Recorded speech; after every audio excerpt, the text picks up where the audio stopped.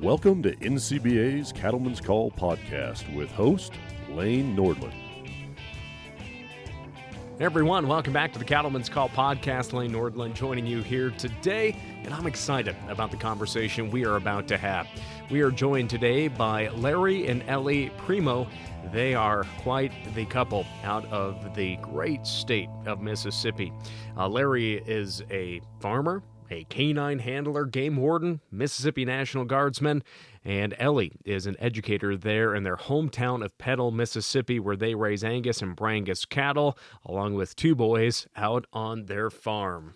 And as we are officially in summer 2025, Larry and Ellie, how are things going down in Mississippi here today? It's sunny and kind of humid. We've got some rain coming in later on in the week, but we're doing good down here. It's not too hot yet. Kids are probably getting out of school probably about now too. They've been out about a week now. They all around the corner staring at us like we're crazy. Well, if they need to make a guest appearance, they definitely can. If they need to chime in. But obviously, it's great having help around the place there too here this summer. But that's one thing. When in agriculture, we are always busy, no matter what is going on, and like many of us, we all have multiple careers as well to make a go of it in the countryside. And in my intro, I did mention that Larry, you have quite the career as well with the Mississippi Department of Wildlife, Fisheries, and Parks, and as a game warden and a canine handler, and Ellie as well as an educator. So everybody's home here today, obviously from school. But what let's talk about the home operation before we get into your careers as well down in Mississippi. But what's it like being in Mississippi?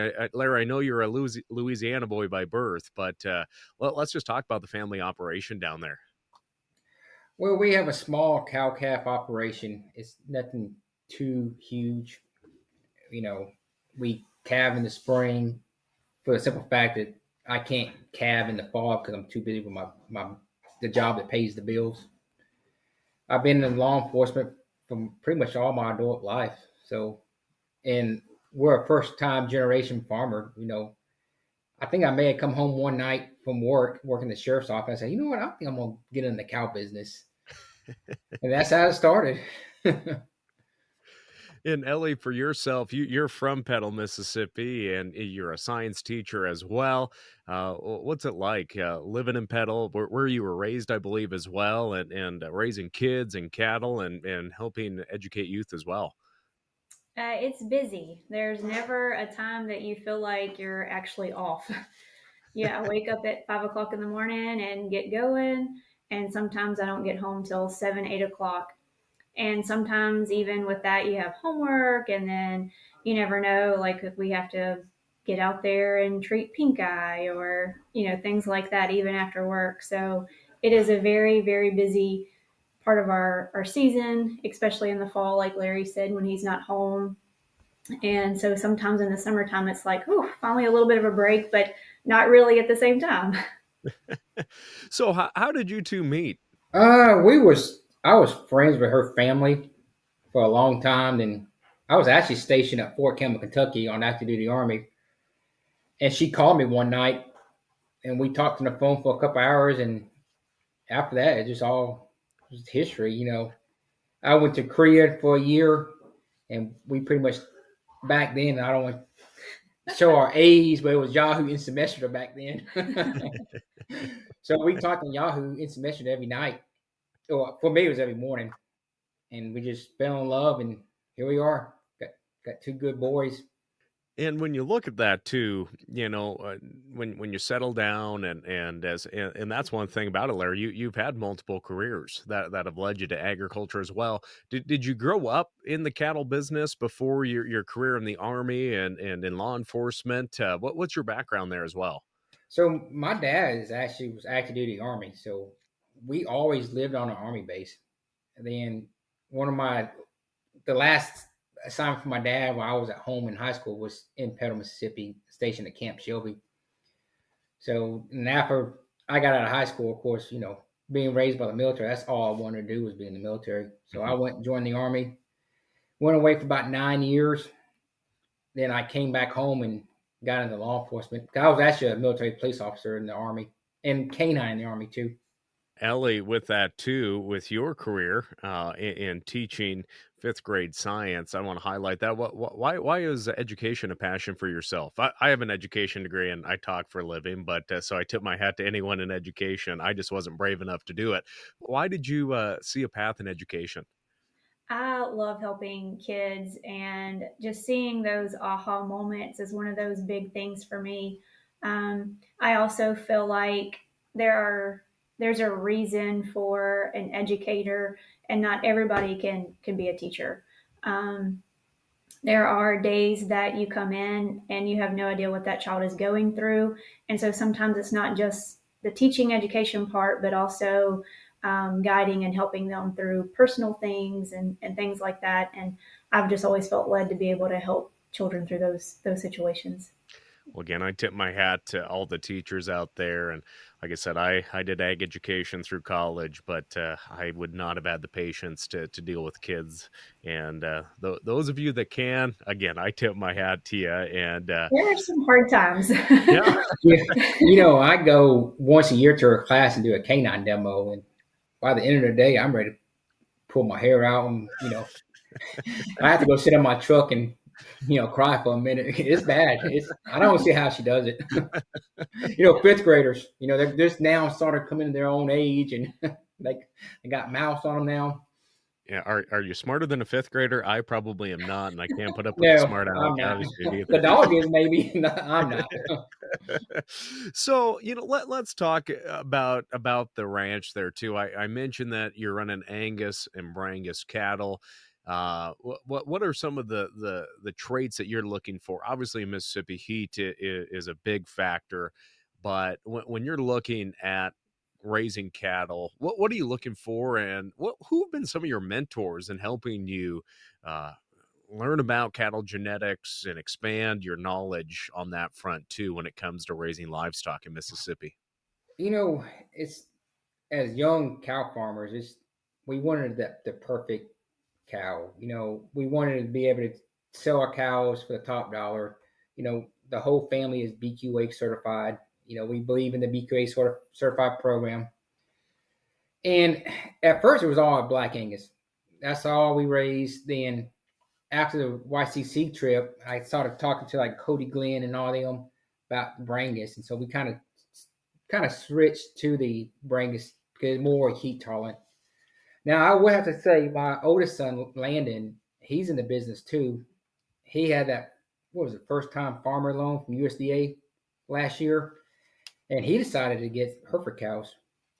So now we have a pasture for Hereford cows.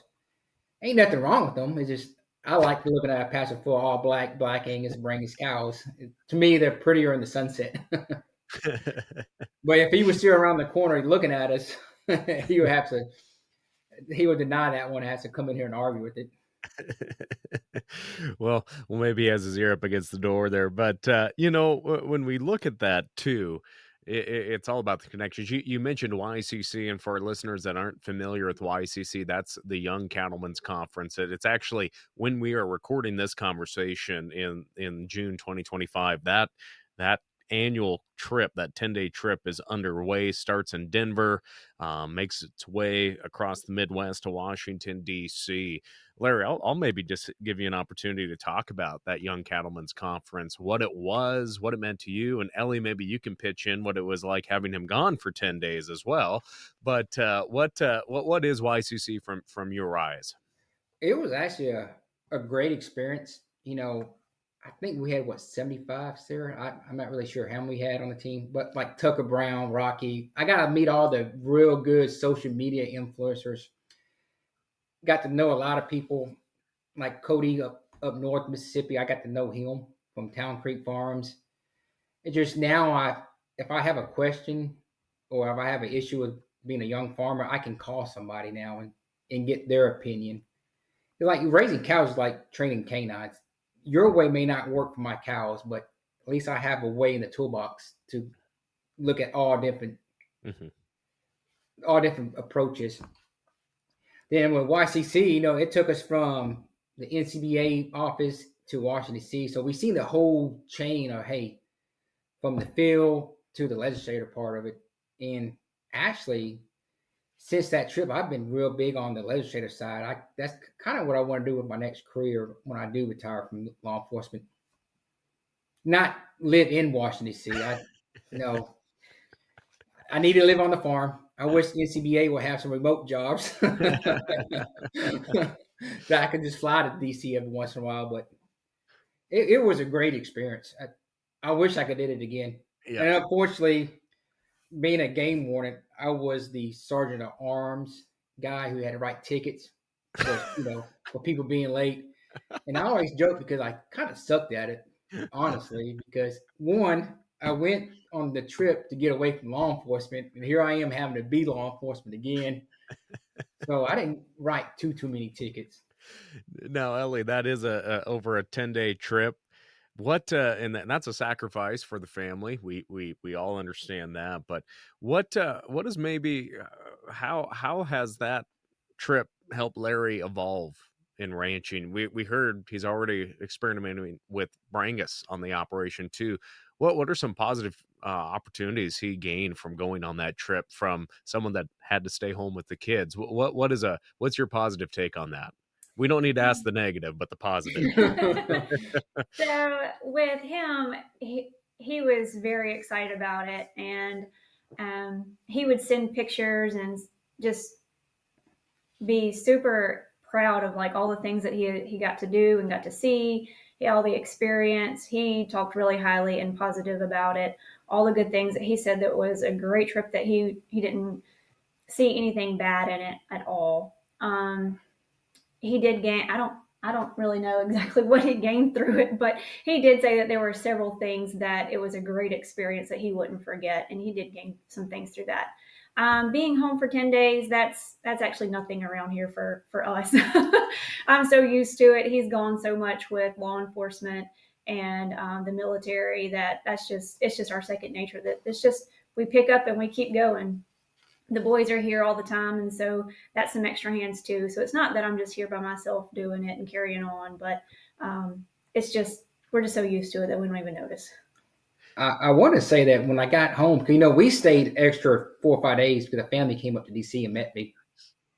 And when we got back, I want to say I left like 2 or 3 days later for the Army training for 2 weeks. So I was only home for like a week in June. That's why it's good to have kids and good help. Yeah. When we look at being in law enforcement, and especially on the game warden end of things, what is it like in Mississippi? Obviously, I'm up here in Montana.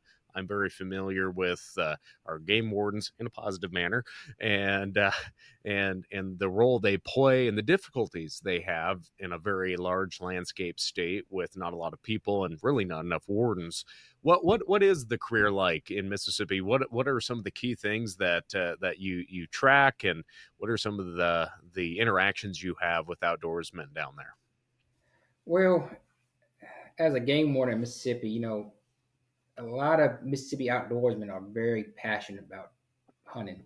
It doesn't matter if it's deer hunting or turkey or duck hunting or actually just out there fishing. So we do get real busy during deer season, which typically starts October 1st for us and ends February 15th. So we do have a longer season than most northern states. And I'm talking, when you say busy, it's busy all day long. You come home for about an hour or two and you're back out the door to work night hunting and stuff. It is a lot of challenge. Right now we try to run 2 game wardens per county. Some county has maybe a third one because of the business. But as a member of the canine unit, I stay gone a lot during the wintertime. Like was 4 canines for the whole state of Mississippi.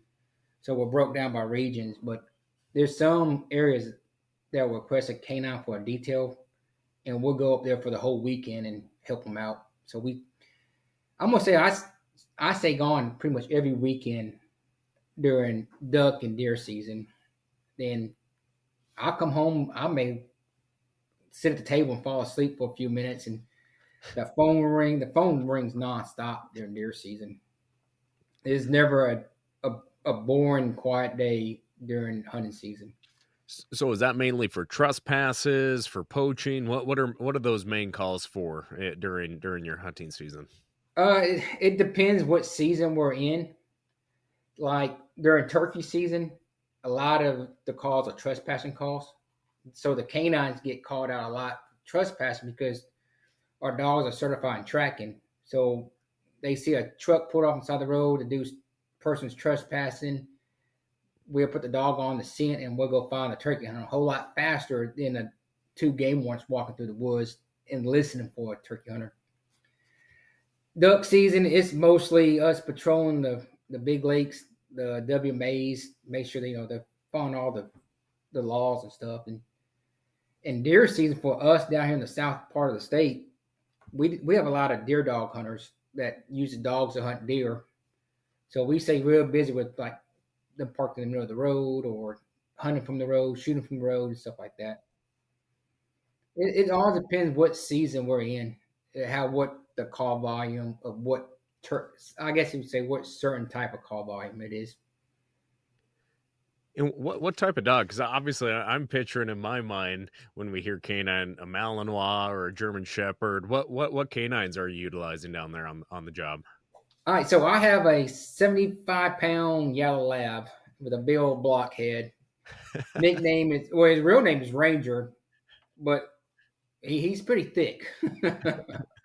So out of the 4 dogs we have, 3 are labs and one's a GSP. And our dogs are certified in wildlife detection, which means we're looking for wildlife meat, fish, turkey. I'm talking about every part. We just don't take the whole deer. We pretty much take the antlers, cut them off, look for the back straps. And in the 2 years we've been in a program, we have actually seized a lot of illegal taken wildlife in the state of Mississippi. How is it working with a yellow lab compared to the other canines maybe you worked in when you were in the Army up till now? What has been some of the challenges, or what are some of those key differences in working with those canines? So when I was in the military in like the sheriff's office, I had like a attack dog. It was like training on like biting people. That was cool. Get in a vehicle chase, a guy bails out, you release the dog, and the dog bites. It's always a cool thing, but as I get a little bit older and my body starts shutting down, like back problems, so I wanted a little fluffy lab this time. Something that wasn't so high strung. He's pretty laid back. He's not very athletic. So it's great. Like when we go overnight trips, he sleeps in the bed with me. I just always get such a kick out of those videos where you'll see like a German Shepherd going through a course, and it'll kind of go through everything, and to get to the perpetrator or the person in the gear, the pillow vest, whatever you want to call that, and then you got a Malinois that just dives over everything in true attack mode. We have a mutt dog. It was supposed to be a corgi slash mini Aussie cross. Well, it came out as we're pretty sure it's a Malinois corgi cross. He's not insane, but I really wish he weren't cows. He is not a cow dog, but I think I could be onto a new cow dog variety out there for folks to utilize. Talking about cow dogs, we have like a little 3-pound weenie dog they'll go out there and run them cows for us. So, and she does. She'll herd the chickens and the ducks. She'll go get the cows and bring them on in. Well, that was going to be my question if you had a cow dog back at home. But hey, those wiener dogs work pretty good too, because I have some friends that have them, and they're ferocious. They get out there and they're ankle biters too. She just took up on it and started to go get them. Yeah, you go out and start the side by side, and she's out the door with you. So what is the training like? Larry, are you doing the training with the dog? Does it go through a separate program? How are you paired? What is that process like? So we get the dog. We got these first 4 dogs untrained. They come green as can be. We trained them with the handlers for 5 months. So we went to an academy for 5 months in Hattiesburg, where we learned how to pretty much do everything with the dogs, train them on every single odor. And surprisingly, like on waterfowl, every type of duck has a different odor. So any duck that was native to Mississippi or flew in from the flyways, we had to train on that odor. So it took us about 5-6 months to train them. We still trained every day. We had to put in 16 hours a month of training. Then we have a department mandatory training where we all get together for 8 hours a day and train together. So the training don't never stop. And you try to pair, like you take the personality of the handler and the personality of the dog, you try to pair them together. You don't want a laid back handler and a very hyper police dog. It just don't work out. Yeah. So when we parallel it, again, I compare what I know out here, and folks love to come to Montana and hunt, and they think Onyx maps is the most great thing on earth, and they're driving on a private road and arguing with a landowner. But what are some of the opportunities you are able to utilize as a cattle producer and as a game warden to maybe implement some wildlife type practices or practices that benefit wildlife on your operation, but also maybe engaging with hunters on the benefit of agriculture, whether it's on a cattle ranch, maybe on a rice farm down south there, or all these different operations, how agriculture and land use can benefit each other. Well, of course, being a game warden, I do think about the wildlife on my farm. I try not to cut no hay during turkey laying season. The hens do like to lay eggs in the hay fields, or the type of spray or chemicals you're using. Hey, if I spray to kill this type of chemical or this weed or something, is it affecting the deer population? What will work? How close are we to the water source? Try and keep it out. Being a game warden, I do work with local farmers a lot. One, because these hunters down here, they get out at night and they drive down the road and shine a spotlight out the window. They see eyes and they shoot it and kill it, and next thing you know, it's a 300-pound calf. Mm-hmm. So it's hard trying to get a hunter to realize, hey, the agriculture is doing the same thing. And you need to just ease up some. I know, Larry, we spent a lot of time talking about Larry and his career, but Ellie, for yourself as a science teacher, having a farm and also having students' attention too, are you able to maybe talk with them about agriculture? Can you bring agriculture in the classroom and maybe do some experiments that way? Or are you taking what you know as a science teacher, maybe helping with things out on the farm as well? Absolutely. With fifth grade science here in Mississippi, our standards kind of line up with a little bit of some of our things that we do out here on the farm.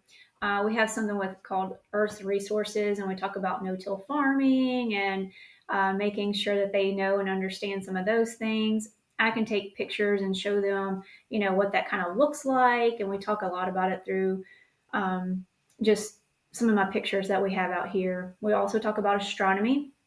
And obviously with a farm, you don't have a lot of trees. So we have a lot of night sky.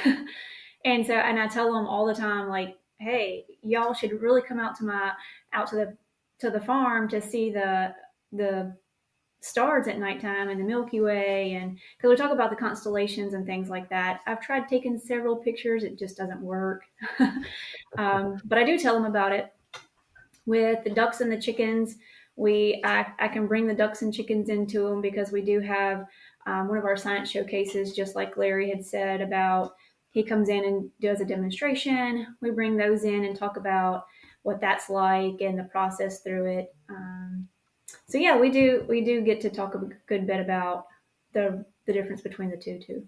Yeah, no, that's great. And again, that's such a perfect age to reach youth too and show them, especially when they can get that hands-on learning as well and learn about the benefit of it. And again, when they know where their food and beef comes from too, we hopefully will have lifelong beef eaters out there as well. Lane, a lot of people, like Tucker Brown would say, a lot of people think beef comes from Walmart, and with my wife being a school teacher, she could say, no, your beef you get from Walmart comes from our farm. This is we treat our cows just like we treat our kids. We treat them very healthy and we take care of them, and it helps build that gap. I want to say it's what 3 generation gap between the farm and where they think the beef comes from. So it just helps us build that gap. No, definitely. And one thing about it, Larry and Ellie, it's so apparent that you both are so service oriented to your communities, to your nation as well. And Larry, how much more time do you have in the Army National Guard? I can actually retire now. I'm a command sergeant major. I'm over the MP battalion, but I really do enjoy it. My dad told me one day you're gonna wake up one day and you're not gonna enjoy it no more, and that's the day you're gonna retire. Yeah. I love it. We're going to Washington D.C. next week for a couple of days for the 250th Army birthday parade. So Nice. I get to do a lot of cool stuff.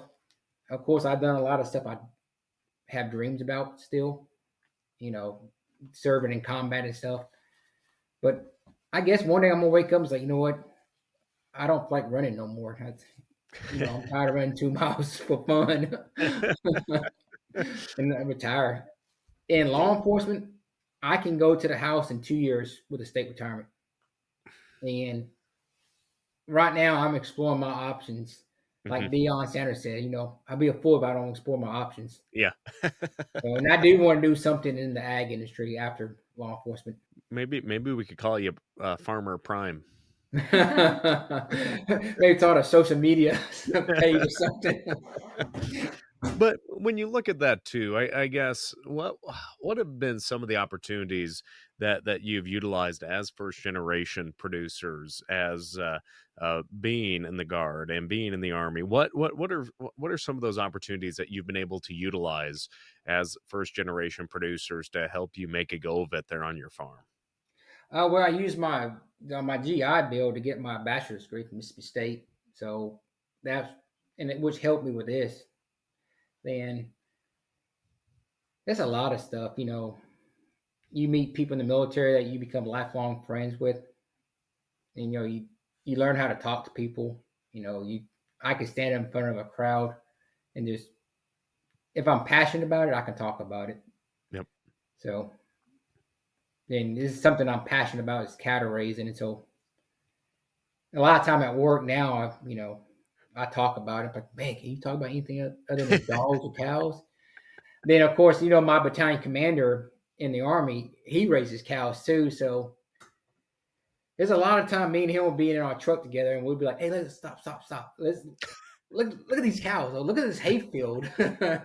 So when we look at that overlap, though, too, I have a lot of friends here in Montana too that are first generation ranchers that never grew up on a farm or ranch, and they got out of the military and they saw that agriculture and the lifestyle is something that they wanted to pursue, and they truly are being very successful in it. What are some words of encouragement you have for men and women out there in the military that maybe are looking for that next step, and how maybe agriculture could be a part of that? I would say just take what you learn in the military, take the discipline. I hate to say it, the way the Army teaches OCD stuff, and bring it to your operation. Like, I still clean all my equipment on Mondays. That's my equipment day. Okay, you gotta have clean equipment. You gotta have well-maintained equipment. Just like in the Army, if you don't have well-maintained equipment, you can't complete your combat mission. If you don't have well-maintained equipment on the farm, you're gonna be in the middle of the hayfield and it's gonna break down on you. So your discipline, your time management skills. Sometimes the things to do list gets real long. You start stressing about, hey, I need to get this hay cut, or I need to spray my fields, but there's rain coming in. So the military taught me time management. So it kind of, I may be, fool around right here and do this little project, may jump on the track and do this. So that's what I would tell people. And I would say that with being first generation farmers too, you don't really have dad or grandpa to go ask for advice and help and things like that. So be patient, find somebody. all the farmers that we have encountered, they're all very nice and they're very willing to give you advice. So find somebody that you can go and ask just a couple of questions, or we've even YouTubed a couple of things ourselves just because we don't know, so we'll just YouTube something. But be patient and hang in there because it is worth it. Yeah, just be honest with people. Hey, cow prices are at record highs right now, so you may not want to get right now, but maybe wait. But you just got to be honest with people. At first couple of years, we didn't make no money. We did. It was my whole paycheck. Well, not all my spending money was going to my cows. So, and you're gonna learn like, hey, some stuff may work and some stuff may not work. So you just kind of in networking. You got to network. If you don't have good friends, like I'm good friends with Colt McMurray at the McMurray Farm in Hattiesburg, so I rely on him a lot. Yep. And that's one thing too. I think sometimes for producers that are multi-generational, they're maybe afraid to put their hand up at a meeting because they maybe have that mentality that people may think that I should know the answer to this question that I have, but I don't. And as you said, networking, not being afraid to ask questions or be honest.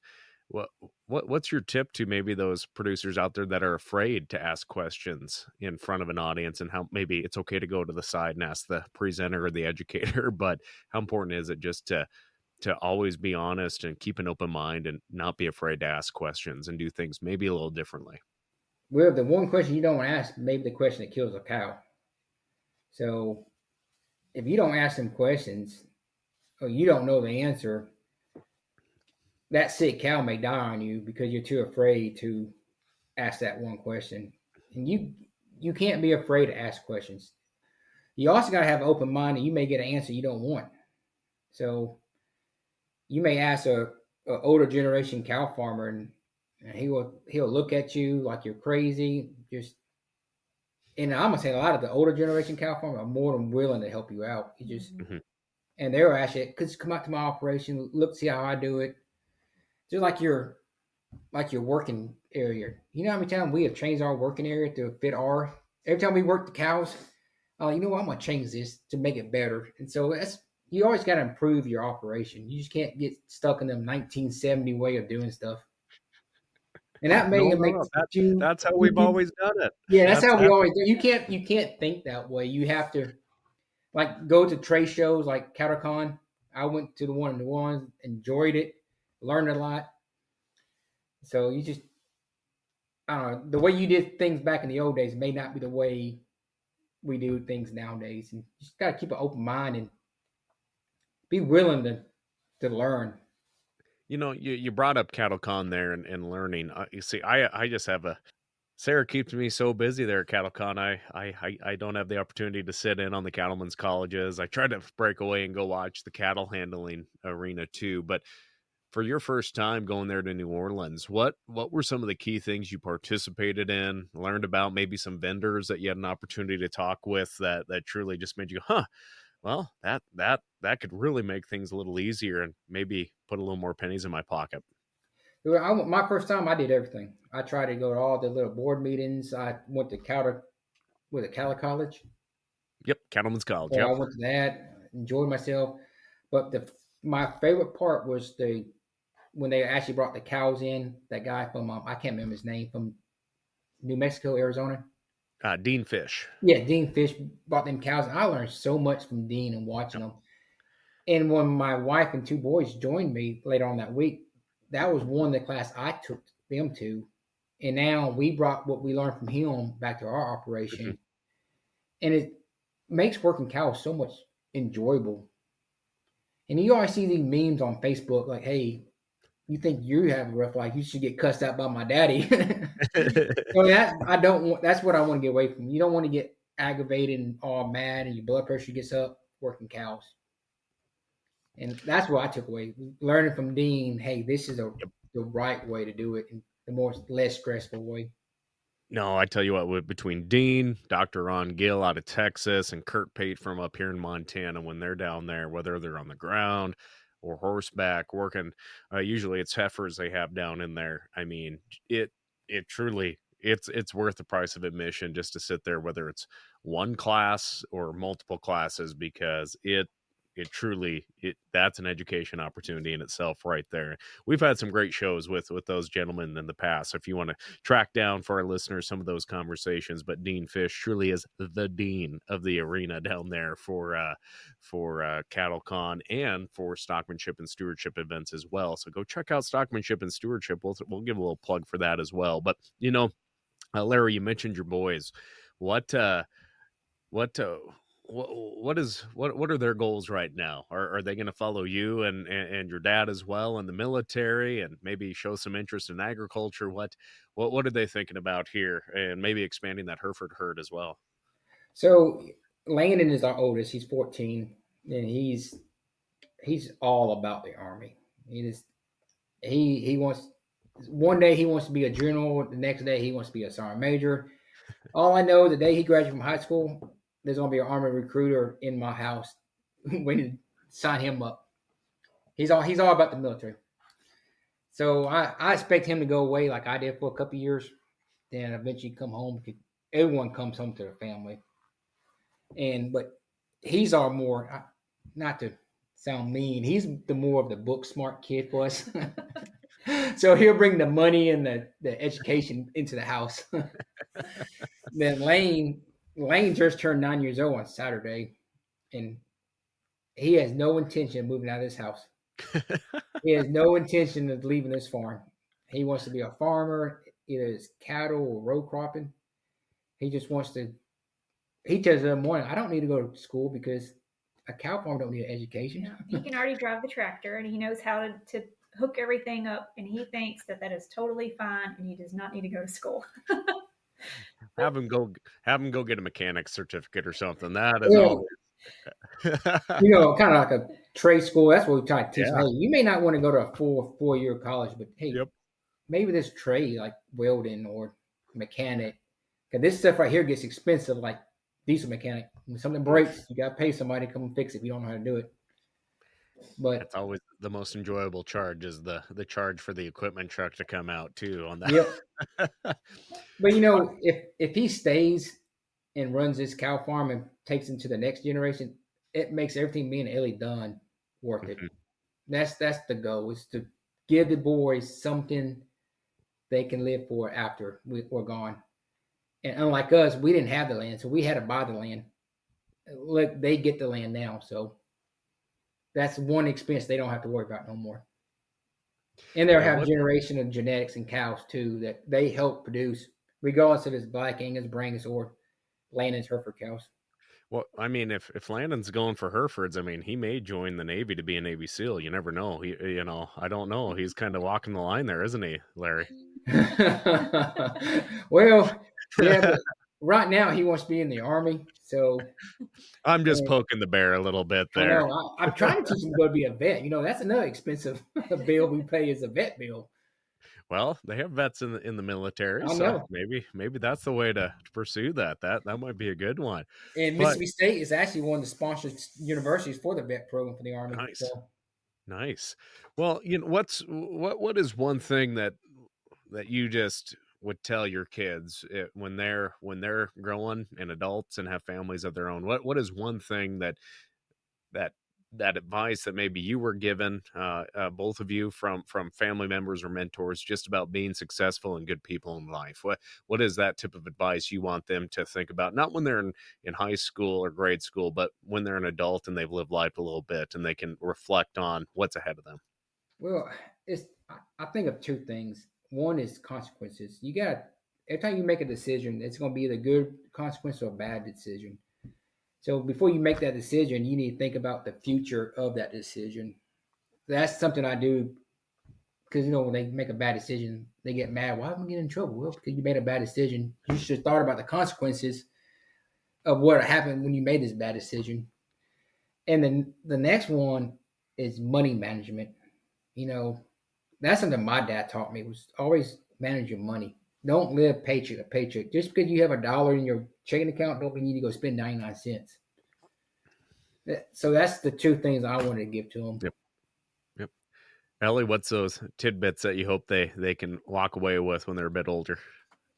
I just hope that when you said, for them to be successful, I hope that they're happy in what they're doing, because that makes all the difference in the world. If you don't enjoy going to work and you're just miserable, and like Larry said, if like there's the money, if you're making all the money and then you're still miserable, then it's really not worth it.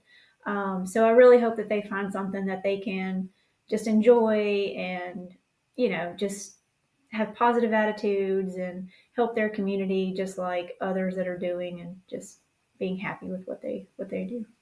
Yep. Well, again, I think they got some great role models to look up to in the both of you, and they're teenagers though, so they may not look at it that way right now. But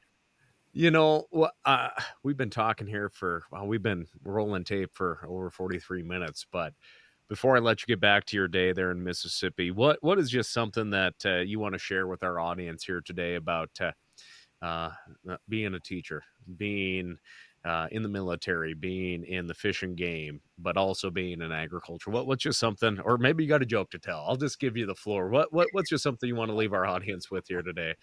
I would say something.